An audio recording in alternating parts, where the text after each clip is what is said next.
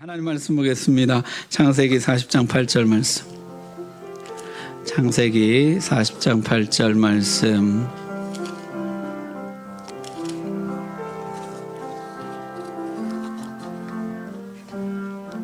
하나님 말씀 봉독할 때 다 함께 자리에서 일어나셔서 8절 말씀 함께 읽습니다. 시작. 그들이 그에게 이르되 우리가 꿈을 꾸었으나 이를 해석할 자가 없도다. 요셉이 그들에게 이르되 해석은 하나님께 있지 아니하니까 청하건대 내게 이르소서. 아멘. 감사합니다. 자, 요셉의 감옥 생활 어떠했을까요? 혹시 감옥에 가보신 분 계세요? 이 군대만 있어도 그게 갑갑한 일인데 수치스러운 누명을 쓰고 감옥에 갇혀 있는 그 생활이란 어떠했을까요? 물론 거기서도 하나님이 함께 하셔서 간수장에게 신임을 받고 모든 재반 사무를 맡게 되죠. 나름 약간의 자유 있었을 것입니다. 그래도 결코 쉽지 않은 생활이었을 것이에요. 오늘 40장에는 요셉의 감옥 생활 이야기 나오고 있습니다. 1절은 이렇게 시작합니다. 그 후에 상당한 시간이 흘렀다는 것이죠. 왕의 술 맡은 자와 떡 굽는 자가 그들의 주인 애굽 왕에게 범죄한지라. 두 신하가 왕에게 범죄하고 감옥에 들어오게 되는데요. 술 맡은 자와 떡 굽는 자라 이렇게 했는데 이제 술 관원장과 떡 관원장이죠. 이 사람들은 왕의 최측근이고 애굽 신하들 중에 최고위층이었습니다. 고대 왕들에게 암살, 독살 이런 것이 가장 큰 염려였다고 한다면 가장 믿을 만한 신하에게 자신의 음식을 맡겼던 것이죠. 자, 이들이 주인에게 범죄했다는 것이에요. 이 범죄했다는 단어는 거슬렀다 이런 뜻입니다. 그 주인을 거슬렀다. 사실은 40장은 시작부터 굉장한 대조로 시작하고 있어요. 주인을 거스른 사람들과 진짜 주인이신 하나님을 거스르지 않은 사람이 지금 같은 감옥에 있다는 것이에요. 주인을 거슬렀던 사람들과 하나님을 거스르지 않기 위해서 세상을 거슬렀던 한 사람, 그가 지금 같은 감옥 안에 있었다. 그런데 이제 이야기가 어떻게 되냐면요. 둘 중에 하나는 진짜 범죄한 사람이고 한 사람은 겉으로만 그렇게 드러날 뿐 실제는 범죄하지 않은 사람이에요. 한 사람은 유죄고 한 사람은 무죄였습니다. 하나는 진짜 왕을 거슬렀던 사람이고 하나는 사실은 거역하지 않은 사람이었다는 것이죠. 과연 그 진실은 드러나게 될 것인가. 사실 누구도 그런 것이에요. 요셉도 그렇죠. 요셉도 주인을 거슬렀다고 지금 투옥되어 있지만은 그는 정말 거슬렀나? 거스르지 않았나? 그는 진짜 유죄인가? 무죄인가? 그건 과연 드러날 것인가? 이렇게 이제 이야기가 시작하고 있다는 거죠. 자, 바로가 진노했다 이렇게 되어 있습니다. 울화통을 터뜨렸다 이런 뜻이에요. 믿고 맡겼는데 음식을 맡겼다는 건 생명을 맡긴 것이잖아요. 믿고 맡겼는데 배신한 것에 대해서 분노했다는 것이죠. 그래서 감옥에 이 두 사람을 집어넣었다는 것이죠. 이 감옥에서 이제 이 두 사람이 요셉과 만나게 됩니다.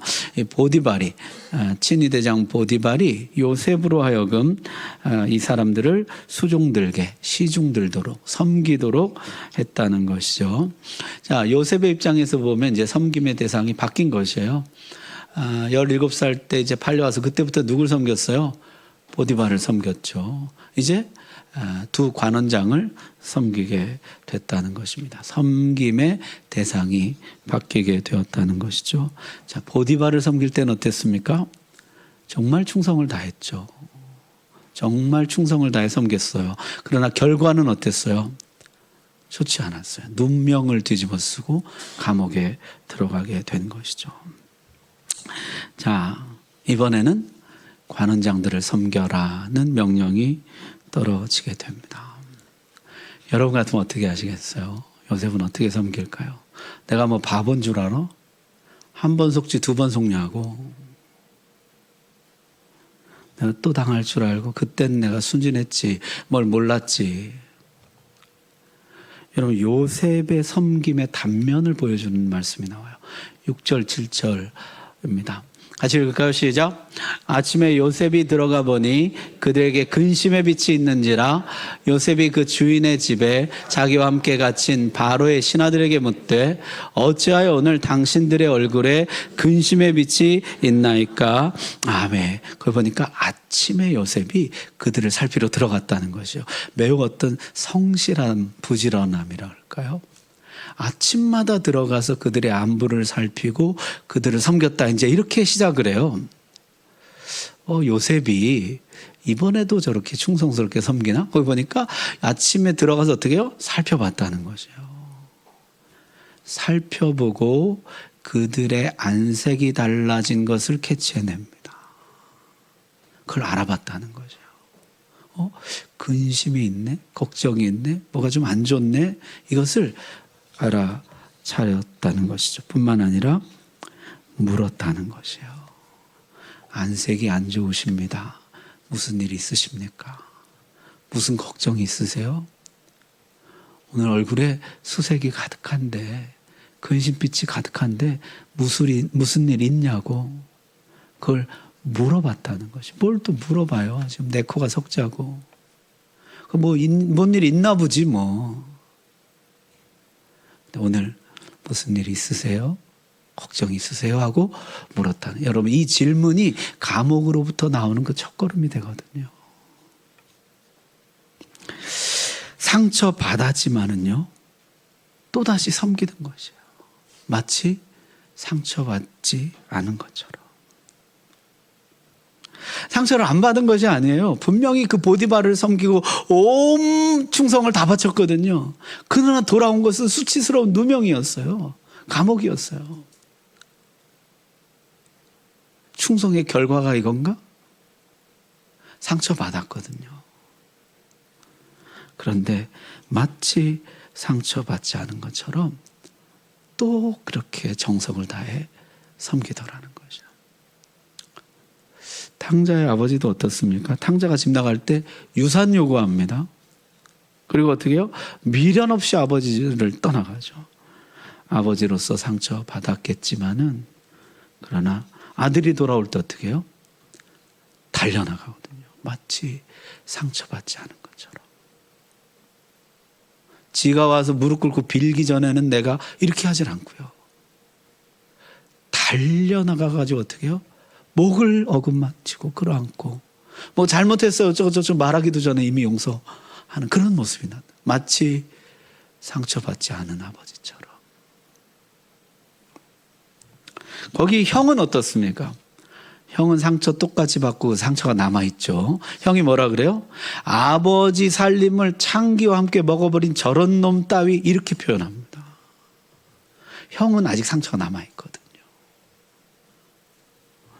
다윗도 그랬죠. 상처받았습니다. 온갖 충성을 바쳤는데 돌아온 건 뭐였어요? 창이 날라왔어요. 죽이겠다. 그리고 10년 동안 도피 생활을 합니다. 여러분, 누가 잡으러 다니는데 도망 다니는 게 얼마나 고통스러운 삶이에요. 그것도 왕이 군대를 동원해서 나를 10년 동안 잡으러 다니는데요. 상처받았죠. 그러나 어떻게 합니까? 사울을 죽일 기회가 있는데 여전히 왕으로 섬기는 것이에요. 상처받지 않은 것처럼. 2번이나.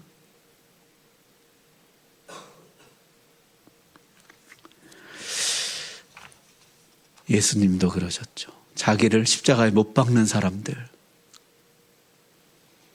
저주도 모자랄 판에 어떻게 하세요? 저들을 위해 기도하십니다. 자신들이 하는 것을 알지 못하기 때문입니다. 하나님 용서해 주십시오. 저들을 위해 기도했다는 것이야. 여러분, 신앙생활은요, 이 싸움이에요. 여러분, 우리가 신앙생활하다 상처받습니까? 많이 받죠. 많이 받죠. 가정에서 상처받고, 부모에게, 배우자에게, 자녀들에게, 교회 교우들에게, 직장에서 우리는요, 살아가면서 무수히 많은 상처를 주고받습니다. 상처 받은 대로 하려고 그러면요, 신앙생활 못해요. 주님 말씀대로 못 삽니다.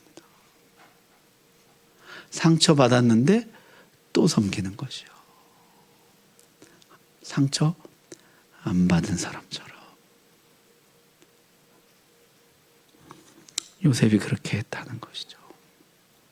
상처받았지만 또 섬겼다는 것이죠. 여러분, 이것이 요셉 인생의 아주 중요한 훈련이 됩니다. 상처받았는데 상처받지 않은 것처럼 섬기는 거. 여러분, 요셉이 나중에 잘 된 다음에 뭐가 없어요? 복수가 없어요.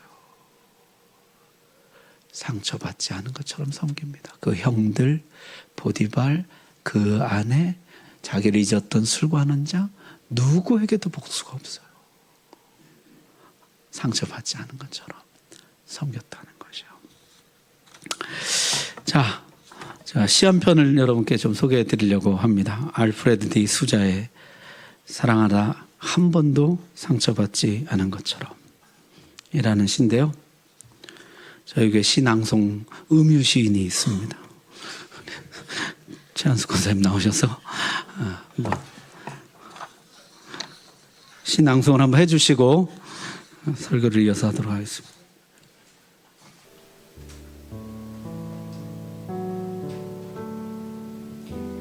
사랑하라 한 번도 상처받지 않은 것처럼.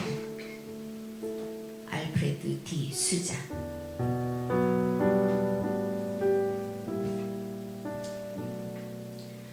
춤추라 아무도 바라보고 있지 않은 것처럼. 사랑하라 한 번도 상처받지 않은 것처럼. 노래하라 아무도 듣고 있지 않은 것처럼. 일하라 돈이 필요하지 않은 것처럼. 살라 오늘이 마지막 날인 것처럼.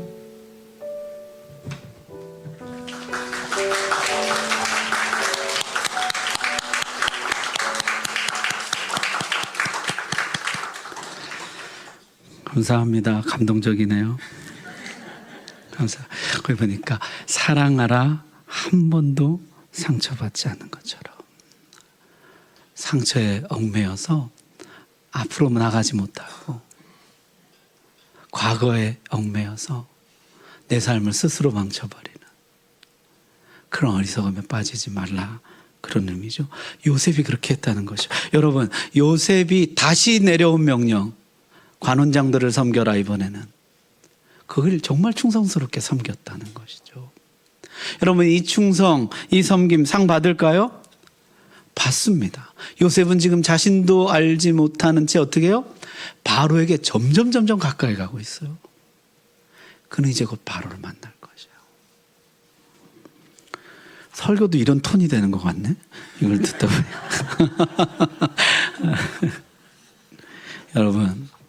여러분은 누구에게 상처 받으셨어요? 여러분, 혹시 하나님께 상처 받으셨습니까? 하나님, 나 하나님한테 상처 받았습니다.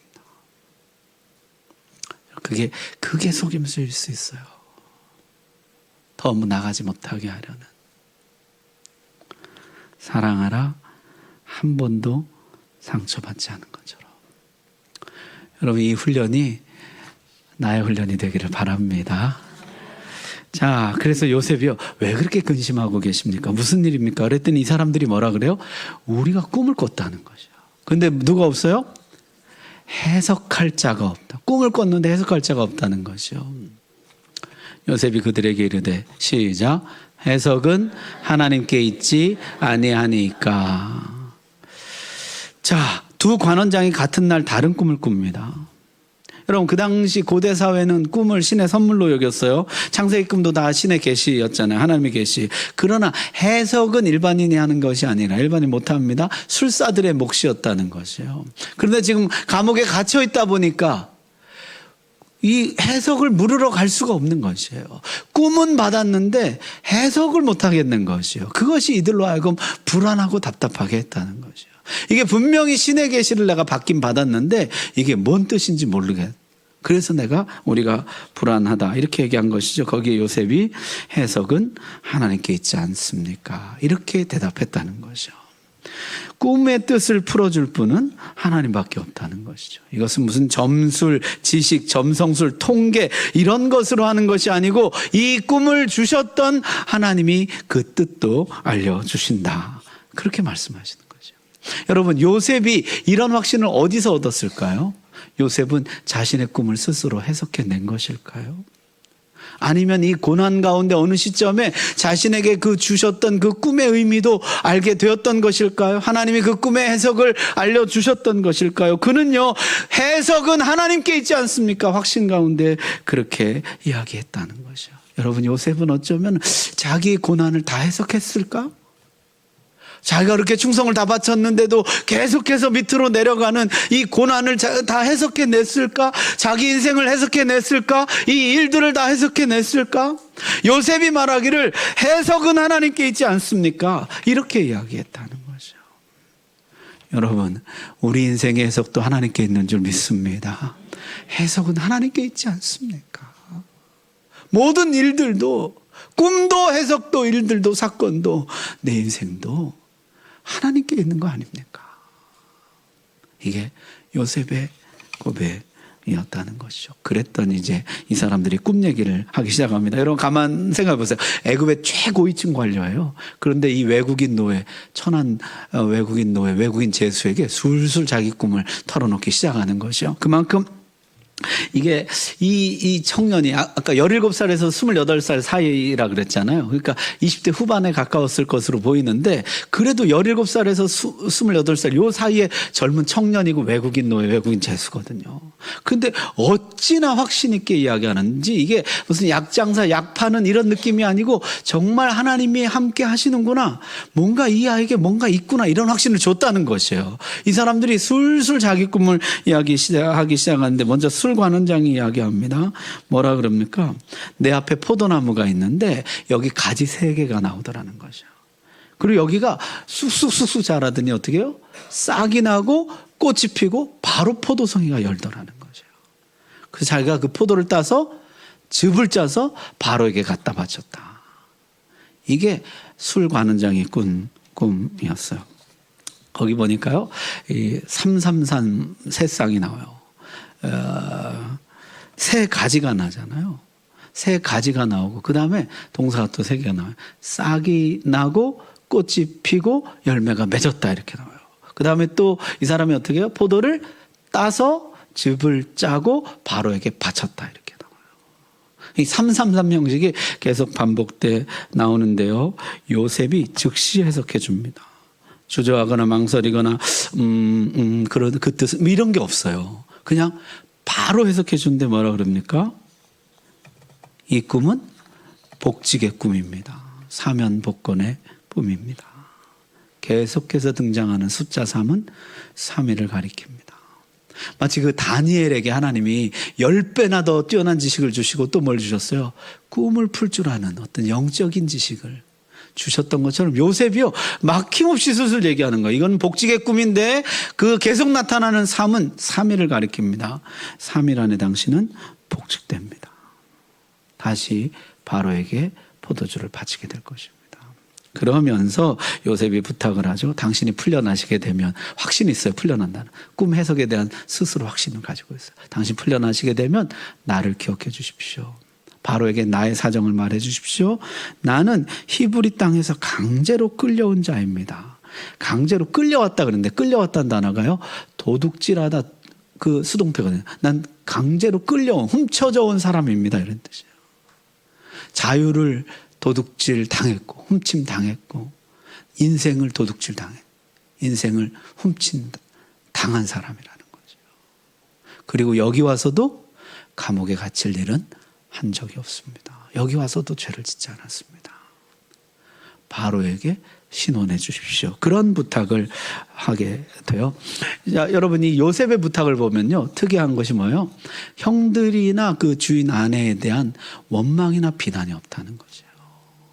그놈들 때문에 제가 여기 왔는데 그 여자 때문에 이렇게 이런 게 없다는 것이에요. 형들에 대해서 나쁜 보고를 하고 악평을 하던 요셉이 많이 달라진 것이죠.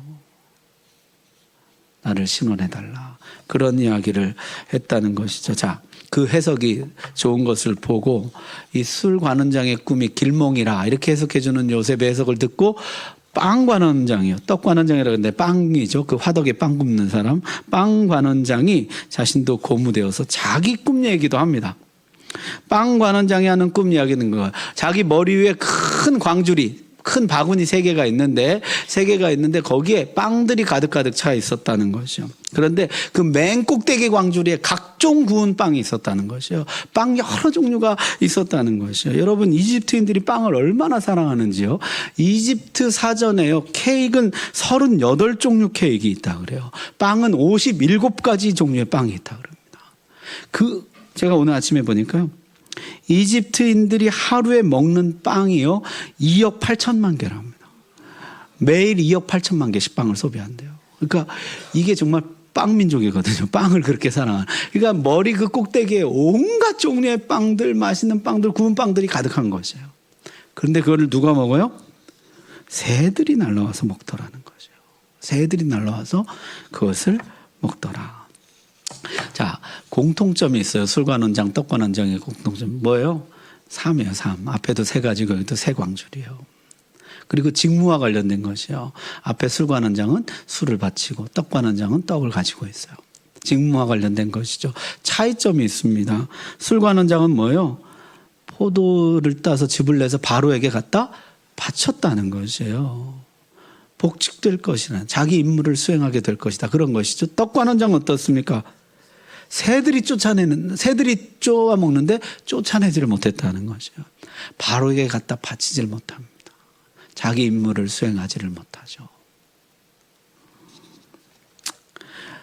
자, 요셉은 이번에도 즉시 해석합니다. 새 광주리는 3일입니다. 당신은 3일째 처형되고 나무에 매달릴 것입니다. 새들이 날라와 당신의 고기를 쪼을 것입니다. 요셉은요, 무조건 좋은 말을 해서 사람을 기분 좋게 살살살살 해서 그로부터 유익을 취하는 사람이 아니었어요. 요셉은요, 어렴풋이 때려 맞추고 뭐 이렇게 하는 사람이 아니었어요. 정확하게 하나님이 보여주신 그대로 말하는 사람이었어요. 결과는 어떻게 됐을까요? 바로의 술 맡은 관원장은 전직을 회복하고 그가 잔을 바로의 손에 받들여 들었고 떡 굽는 관원장은 어떻게 됐어요? 매달리니 요셉이 그들에게 해석함과 같이 되었더라. 정말 3일째 되는 날 바로의 탄신일에 바로가 2사람을 소환합니다. 2사람을 불러 세우죠. 그리고 판결하기를 술관원장은 무죄, 복직 복권됩니다. 떡관원장은 유죄, 처형됩니다.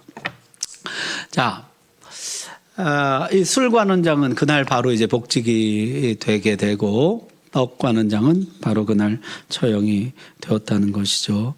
바로는요, 이 2 관원장 비슷해 보였지만은 그들의 죄 유무를 정확히 판별해 냅니다. 누가 유죄이고 누가 무죄인지 정확히 분별하고 거기에 합당한 처분을 내렸다는 것이에요. 여러분, 이 꿈을 풀고 이 일이 진행되어 가는 과정 속에서 요셉에게 이런 의문이 있지 않았을까요? 하나님, 나도 무죄인데 과연 하나님은 나의 인생은 바르게 판별할, 유무죄를 정확히 구별해내고 판결할 만한 그런 분별력과 능력이 하나님은 없으실까? 바로에게도 이런 일이 일어나고 하나님이 이 꿈을 하나님이 이렇게 하신 것이잖아요. 이거를 이 관원장들의 유무죄를 정확히 드러내셨다면은, 그리고 바로 잡으셨다면은 하나님 나에게도 하나님 얼마든지 이 유무죄를 분별해내시고 바로 잡아주실 수 있으실 텐데, 그런 의문과 기대가 있지 않았을까 이런 생각이 듭니다. 여러분 지금 요셉이 유죄입니까 무죄입니까? 잘 모르세요? 39장부터 다시 해야 되나? 요셉이 지금 유죄입니까 무죄입니까? 무죄죠. 그런데 지금 유죄를 받고 투옥되어 있거든요. 진실은 그게 아니에요. 과연 하나님은 밝혀내실 수 있을 것인가? 바로는요 왕의 권위로 그것을 밝혀냅니다. 그리고 바르게 판결하고 바로잡습니다. 과연 만왕의 왕이신 모든 것 위에 계신 하나님은 이것을 분명히 판별하시고 바로잡으실 수가 있을 것인가? 여러분 혹시 지금 이런 경우 있으세요? 나 지금 감옥에 갇혀 있어. 지금 내가 밑바닥이에요. 근데 사실 나는요 충성을 다 바쳤거든요. 근데 자꾸 내려가는 거예요. 충성을 다 바쳤어요. 근데 사람들이 몰라주고 세상이 몰라주는 거죠. 우리 안에 의문은 그것이죠. 사람들은 모르지만 세상은 모르지만 하나님은 분별하실 수 있을까? 내 진심, 내 충성, 하나님은 정확히 분별하실까? 그리고 바른 판결 내리시고 바로 잡으실까?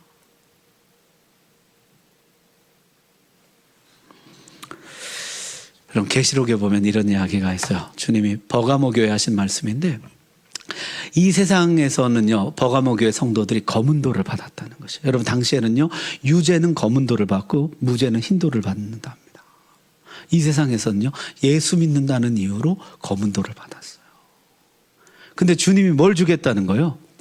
흰 돌을 주겠다는 거죠. 내가 너희에게 흰 돌을 주리니. 우리 주님 앞에 가서 흰 돌 받습니다. 이 세상에는요 우리가 검은 돌 받을 수가 있어요. 충성을 다 바쳤는데 감옥에 갈 수가 있어요. 밑으로 내려갈 수가 있어요. 검은 돌을 받을 수가 있어요. 그러나 하나님이 분명히 약속합니다. 내가 너희에게 흰 돌을 주리니. 여러분 하나님은 정확히 보시고 바르게 판결하시고 모든 것을 바로 잡으실 줄 믿습니다. 우리 하나님 그런 능력이 있어요. 그런 공의가 있어요. 그런 분별력이 있으신 것이에요. 이 땅에서 아니면 천국에서 내 대해서 아니면 내 자녀 대해서라도 하나님은 반드시 흰돌을 주십니다. 자, 그렇게 빵 관원장은 처형되고 술 관원장은 복직됩니다. 그런데 이 술 관원장이 요셉에 대해서 바로에게 말하지 않았다는 것이에요. 나는 도움을 받았지만은 내가 도와줄 수 있을 때는 돕지 않더라. 여러분 23절 이렇게 말씀합니다. 그를 잊었다고 기록해요. 그를 잊었다. 아마도 이 잊음은 의도적인 망각이었을 것입니다. 자신의 허물에 대해서 다시 바로에게 상기시켜야 되거든요. 요셉 이야기를 하려면 자신이 감옥에 있었던 일들을 다시 바로에게 상기시켜야 되거든요. 그것이 겨우 사면받은 자신이 말하기에는 매우 불리한 이야기인 것이에요. 혹시나 왕의 심기를 잘못 건드릴까 봐. 혹시나 내가 그 얘기를 꺼냈다가 나도 빵관원장처럼 혹시 잘못될까 봐. 술관원장은 의도적으로 잊었다는 것이죠. 요셉의 감옥 생활은 계속됩니다. 그는 혼자 남아서 감옥 2년 더 이어가게 되죠. 섭섭했을까요? 야속하고 섭섭했겠죠. 누구에게 더 섭섭했을까요? 술관원장에게 섭섭했을까요? 하나님께 더 섭섭했을까요? 누구에게인지 모르지만은 하여튼 야속하고 섭섭했겠죠. 술관원장도 야속하고 하나님도 야속하고. 그런데 여러분 성경에는요 이 잊혀짐이 굉장한 유익이 있는 영적 유산이다 이렇게 가르쳐. 이 잊혀짐의 시간을 견뎌낸 그런 사람들의 이야기가 계속 등장합니다. 아브라함, 믿음의 조상 아브라함은 어떻게 했죠? 25년간 잊혀진 것 같은 시간을 보내요. 여호와여 무엇을 내게 주시려나이까? 하나님 도대체 뭘 준다고 이러십니까? 내가 원하는 건 하나인데 그거 안 주면서 뭘 주겠다고 그러냐고. 하나님 나 잊으신 거 아니에요? 욥기에는요, 욥은 이렇게 합니다. 부르짖으나 응답이 없고 도움을 구하였으나 정의가 없구나. 아무리 부르짖어도 하나님이 응답하지 않는 것이에요. 여러분, 신앙으로 보면 요셉이 그 당시 하나님이 자랑할 만큼 최고 신앙이었잖아요. 욥이. 그럼 어떻게 해요? 최고의 상을 받아야죠. 근데 어떻게 해요? 제일 밑바닥인 것이에요. 아무리 부르짖고 도움을 청해도 하나님 바로 잡아주질 않는 것이에요. 다윗도 그런 시간을 겪습니다. 시편에 보니까요, 다윗이 여호와여 어느 때까지니까 나를 영원히 잊으시나이까? 주의 얼굴을 나에게서 어느 때까지 숨기시겠나이까? 그 도피 생활 10년 어느 어간에 그는 하나님 언제까지 이렇게 살아야 되는 겁니까? 영영이 나를 잊으시는 겁니까? 하나님 정말 나를 아주 잊어버린 거냐고.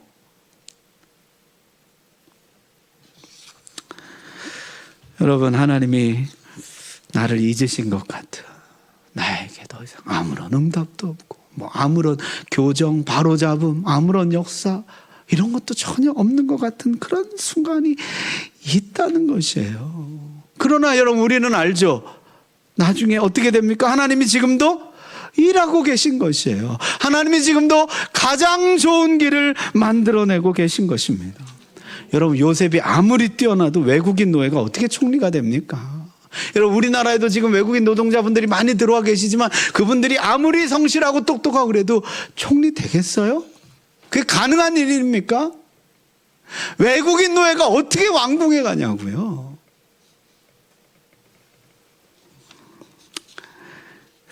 이것보다 더 좋은 방법이 있었을까?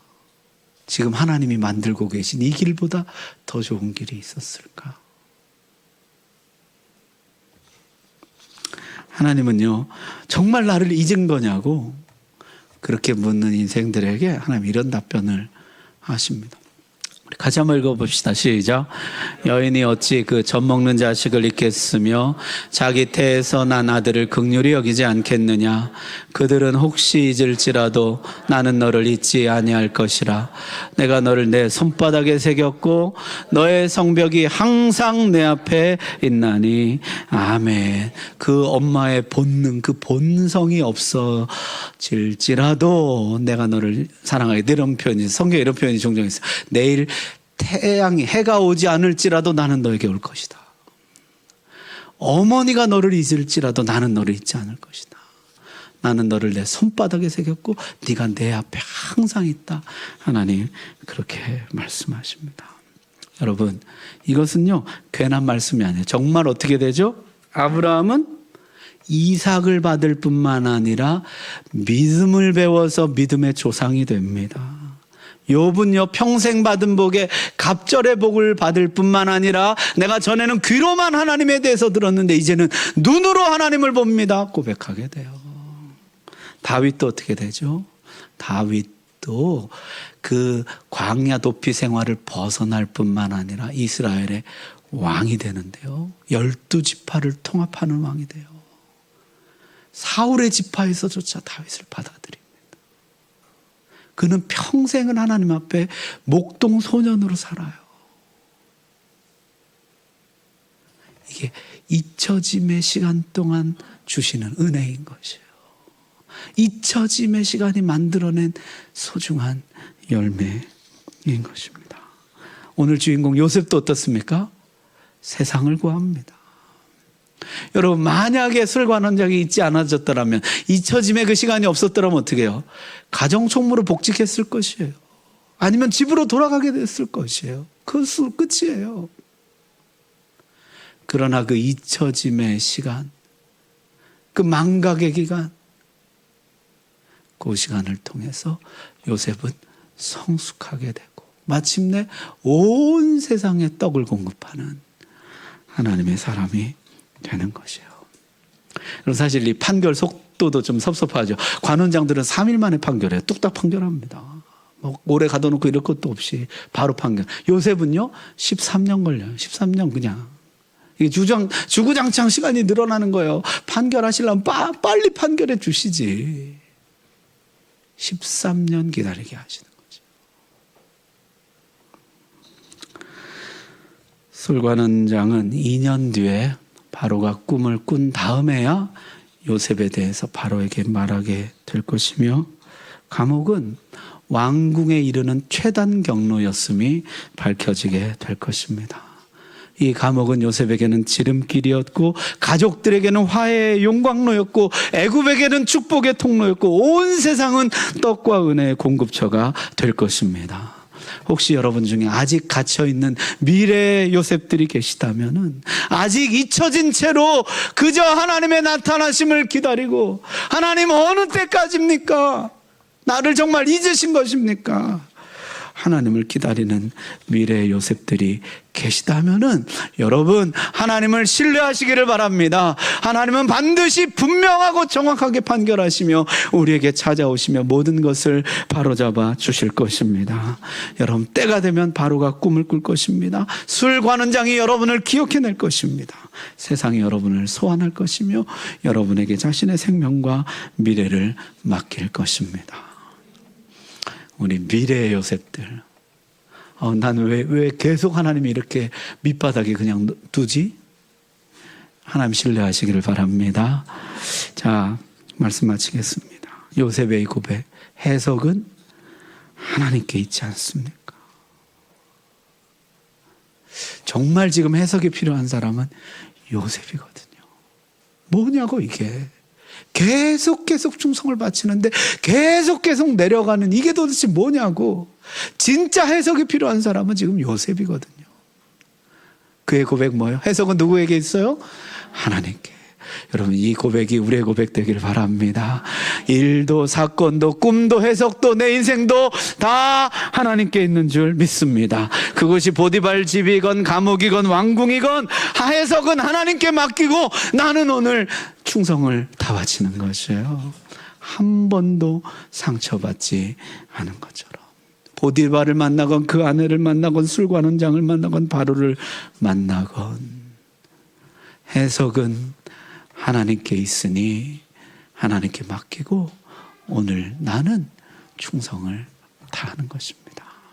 한 번도 상처받지 않은 것처럼. 오늘 말씀 여러분의 말씀으로 받으시기를 바랍니다. 기도하겠습니다.